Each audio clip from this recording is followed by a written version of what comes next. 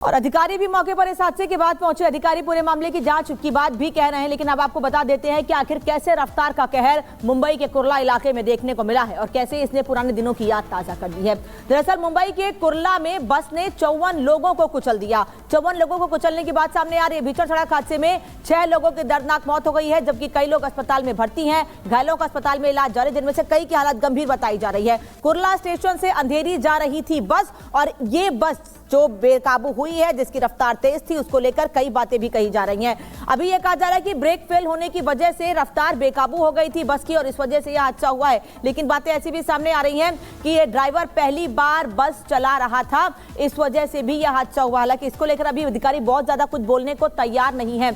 अब आपको बता देते हैं कि बेकाबू रफ्तार के पीछे आखिर कौन गुनहगार है, किसकी लापरवाही इस सब के पीछे सामने आई है। मुंबई के कुर्ला सड़क हादसे में बड़ा खुलासा हुआ है। बड़ी जानकारी इस हादसे के बाद सामने आ रही है। आरोपी ड्राइवर पहली बार बस चला रहा था। आप समझिए, यह थ्योरी भी सामने आ रही है कि आरोपी ड्राइवर पहली बार बस चला रहा था। 1 दिसंबर को ही कॉन्ट्रैक्ट पर उसको शामिल किया गया था और बीएमसी ने 3 महीने पुरानी बस को लीज पर लिया था, जिसके बाद इस ड्राइवर को 1 दिसंबर को हायर किया गया था और उसके बाद ये पहली बार बस चला रहा था, जिसने पहली बार बस चलाने में ही 6 लोगों की जान ले ली, जबकि करीब 50 के आसपास लोग अस्पताल में भर्ती हैं, उनका इलाज जारी है। अधिकारी भले ही मामले की जांच की बात कह रहे हो, लेकिन जो खुलासे हो रहे हैं उसने सभी को चौंका कर रख दिया है कि मुंबई में एक बड़ी लापरवाही सामने आती है और इसके लिए असल मायने में जिम्मेदार कौन है। चलिए बढ़ते आगे और अब बात करते हैं मध्य प्रदेश की, क्योंकि मध्य प्रदेश के इंदौर में जो मामला सामने आया है वो आपकी आंखें खोल देगा और आपको चौंकाना भी कर देगा।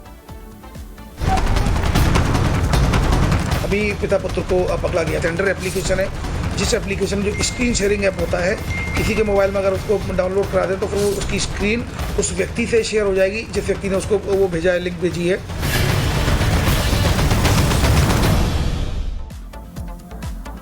और डिजिटल अरेस्ट के मामले में एक मौलाना फंस गए हैं। डिजिटल अरेस्ट, ये शब्द सुनते ही आपको लगेगा कि आपने कोई गलती की है और इसलिए आपको गिरफ्तार कर लिया गया है, लेकिन ऐसा बिल्कुल भी नहीं है, क्योंकि डिजिटल अरेस्ट नाम का कोई भी शब्द कानून में है ही नहीं। लेकिन आजकल ऑनलाइन फ्रॉड के समय में आपसे ठगी करने का एक नया तरीका निकाला गया है। मध्य प्रदेश के इंदौर से जो मामला सामने आया है, उससे यह खुलासा हुआ है कि आपके पैसे आपसे ही लूटकर कहां पर लगाए जा रहे हैं, कैसे बांटे जा रहे हैं, और आपको इसका अंदाजा भी नहीं होगा कि आपके पैसे आपसे लूट के कहां इस्तेमाल किए जा रहे हैं। रिपोर्ट देखिए।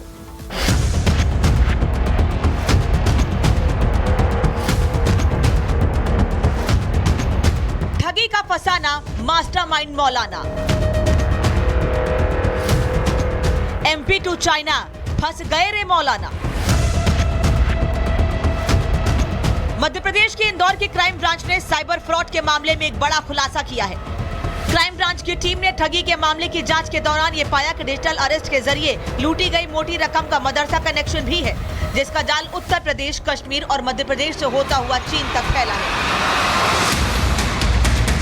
दरअसल भोपाल पुलिस पिछले कई महीनों से साइबर फ्रॉड के मामले में जुड़ी कई शिकायतों की जांच कर रही थी, जिसकी जांच के दौरान इस बात के पुख्ता सबूत मिले कि साइबर क्राइम के जरिए लूटी गई रकम अलग अलग खातों में ट्रांसफर की गई है, जिसमें उत्तर प्रदेश के कन्नौज जिले के एक मदरसे के मौलाना का खाता भी है।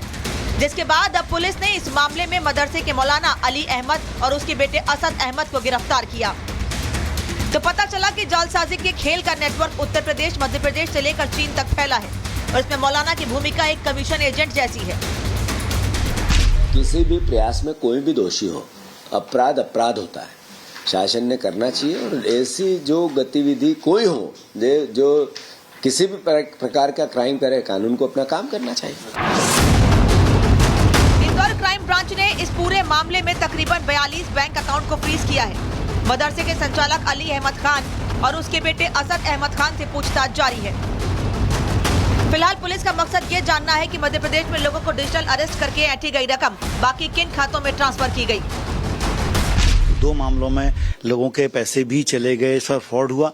उसमें हमने कानपुर में जाकर आरोपियों को पकड़ा है। एक तरह से रैकेट पूरा काम करता है, जहां पर कि कुछ लोग कॉल करते हैं, कुछ लोग पैसा डलवाते हैं, कुछ लोग खाते खुलवा के पैसे को विड्रॉ करते हैं। तो पूरे रैकेट के रूप में काम करता है और ये ग्लोबल है, यूनिवर्सल है। इसमें देश, प्रांत, जिले की कोई सीमाएं नहीं होती। कोई व्यक्ति कहीं से बैठ के फ्रॉड कर सकता है। जानकारी के मुताबिक शुरुआती पूछताछ जैसे ही हादसा सामने आया, मौके पर मौजूद लोगों ने फौरन पुलिस की टीम को इस बारे में खबर दे दी, जिसके बाद मौके पर पहुंची पुलिस टीम ने फौरन घायलों को अस्पताल पहुंचाया, जहां इस वक्त घायलों का इलाज अभी जारी है। लोगों के मुताबिक इस हादसे ने भयंकर रूप इसीलिए ले लिया क्योंकि जिस वक्त हादसा हुआ, कुर्ला के इस इलाके में लोगों की खचाखच भीड़ भी मौजूद थी। बेस्ट एक बस था, उसका एक्सीडेंट कुर्ला वेस्ट में हुआ। जो भी जख्मी हैं इनका उपचार यहाँ पर अभी बाबा हॉस्पिटल में और साइन हॉस्पिटल में चल रहा है। शुरुआती जांच में कहा जा रहा है कि हादसा बस के ब्रेक फेल होने की वजह से हुआ, लेकिन सच्चाई क्या है, फिलहाल पुलिस इसकी जांच कर रही है। वहीं इस हादसे के 2 सीसीटीवी फुटेज भी सामने आए हैं, जिनमें से एक में साफ साफ दिखाई दे रहा है कि बाजार में लोगों की भारी भीड़ मौजूद है। लोग अपने काम से आवाजाही कर रहे हैं।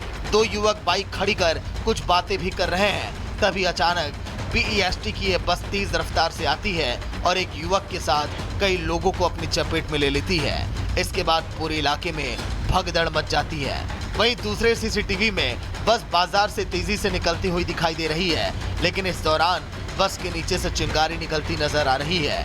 यानी बस ने किसी बाइक या किसी लोहे की चीज को अपने चपेट में लिया था, जो बस के नीचे खिसकती आ रही है और इससे चिंगारी निकल रही थी।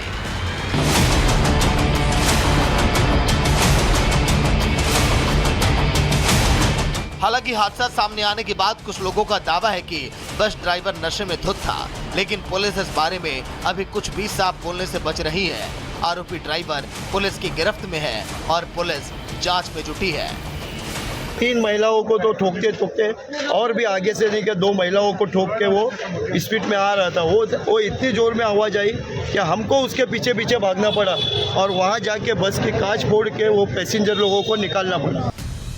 जांच में ये सामने आया है कि जिस बस से यह हादसा हुआ वो एक इलेक्ट्रिक बस थी, जिसने 100 मीटर के दायरे में कुल 30 से 40 गाड़ियों को टक्कर मारी है। इतना ही नहीं, बेकाबू बस से यहाँ एक बिल्डिंग के RCC कॉलम को भी नुकसान पहुंचा है। कुल मिलाकर इस हादसे ने एक बार फिर मुंबई कोन हादसों की याद दिला दी, जिसमें रफ्तार ने कई बेशकीमती जिंदगियों को छीन लिया है। Bureau report, Republic Bharat. इस हादसे के बाद कुर्ला के विधायक भी मौके पर पहुंचे। उन्होंने क्या कहा और क्या कार्रवाई की बात कही गई है, सुनिएगा। कि जो पीड़ित है या जिनकी मृत्यु हो गई है उन्हें सरकार के तरफ से मुआवजा दिया जाए। जरूर इसके बारे में मैं सरकार से मांग करूंगा। अभी मैंने CM साहब से बात की और जरूर उनको जो कॉम्पनसेशन देना चाहिए वो हम देंगे। और जो 6 लोग हैं और साथ में जो गंभीर स्वरूप से हाजिर है और जो इंजर्ड है, इनके लिए भी हम ज़्यादा से ज़्यादा देने की कोशिश करें। और अधिकारी भी मौके पर इस हादसे के बाद पहुंचे। अधिकारी पूरे मामले की जांच की बात भी कह रहे हैं, लेकिन अब आपको बता देते हैं कि आखिर कैसे रफ्तार का कहर मुंबई के कुर्ला इलाके में देखने को मिला है और कैसे इसने पुराने दिनों की याद ताजा कर दी है। दरअसल मुंबई के कुर्ला में बस ने 54 लोगों को कुचल दिया। 54 लोगों को कुचलने की बात सामने आ रही है। भीषण सड़क हादसे में 6 लोगों की दर्दनाक मौत हो गई है, जबकि कई लोग अस्पताल में भर्ती हैं। घायलों का अस्पताल में इलाज जारी, जिनमें से कई की हालत गंभीर बताई जा रही है। कुर्ला स्टेशन से अंधेरी जा रही थी बस और ये बस जो बेकाबू हुई है, जिसकी रफ्तार तेज थी, उसको लेकर कई बातें भी कही जा रही हैं। अभी यह कहा जा रहा है कि ब्रेक फेल होने की वजह से रफ्तार बेकाबू हो गई थी बस की और इस वजह से यह हादसा हुआ है। लेकिन बातें ऐसी भी सामने आ रही हैं कि यह ड्राइवर पहली बार बस चला रहा था, इस वजह से भी यह हादसा हुआ। हालांकि इसको लेकर अभी अधिकारी बहुत ज्यादा कुछ बोलने को तैयार नहीं है। अब आपको बता देते हैं कि बेकाबू रफ्तार के पीछे आखिर कौन गुनहगार है, किसकी लापरवाही इस सब के पीछे सामने आई है। मुंबई के कुर्ला सड़क हादसे में बड़ा खुलासा हुआ है। बड़ी जानकारी इस हादसे के बाद सामने आ रही है। आरोपी ड्राइवर पहली बार बस चला रहा था। आप समझिए, यह थ्योरी भी सामने आ रही है कि आरोपी ड्राइवर पहली बार बस चला रहा था।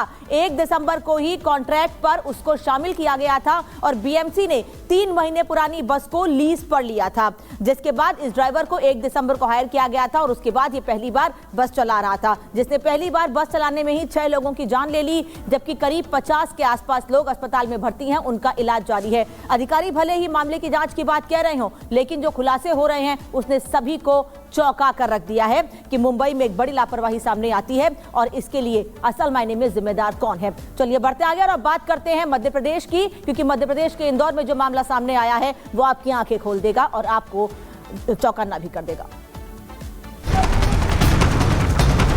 अभी पिता पुत्र को पकड़ा गया। टेंडर एप्लीकेशन है, जिस एप्लीकेशन में जो स्क्रीन शेयरिंग ऐप होता है किसी के मोबाइल में अगर उसको डाउनलोड करा दें तो फिर वो उसकी स्क्रीन उस व्यक्ति से शेयर हो जाएगी जिस व्यक्ति ने उसको वो भेजा है, लिंक भेजी है।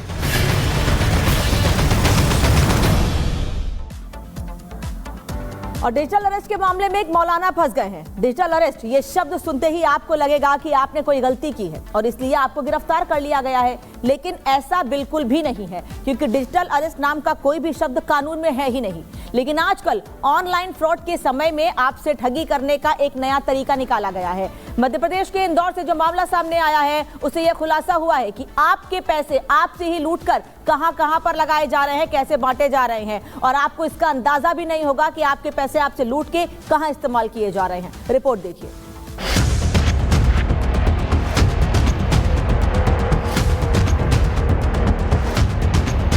ठगी का फसाना mastermind Maulana. MP to China, फंस गए रे मौलाना।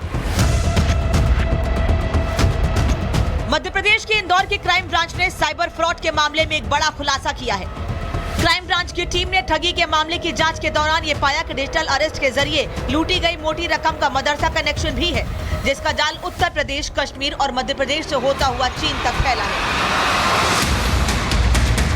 दरअसल भोपाल पुलिस पिछले कई महीनों से साइबर फ्रॉड के मामले में जुड़ी कई शिकायतों की जांच कर रही थी, जिसकी जांच के दौरान इस बात के पुख्ता सबूत मिले कि साइबर क्राइम के जरिए लूटी गई रकम अलग अलग खातों में ट्रांसफर की गई है, जिसमें उत्तर प्रदेश के कन्नौज जिले के एक मदरसे के मौलाना का खाता भी है। जिसके बाद अब पुलिस ने इस मामले में मदरसे के मौलाना अली अहमद और उसके बेटे असद अहमद को गिरफ्तार किया। तो पता चला कि जालसाजी के खेल का नेटवर्क उत्तर प्रदेश, मध्य प्रदेश से लेकर चीन तक फैला है और इसमें मौलाना की भूमिका एक कमीशन एजेंट जैसी है। किसी भी प्रयास में कोई भी दोषी हो, अपराध अपराध होता है, शासन ने करना चाहिए। और ऐसी जो गतिविधि कोई हो जो किसी भी प्रकार का क्राइम करे, कानून को अपना काम करना चाहिए।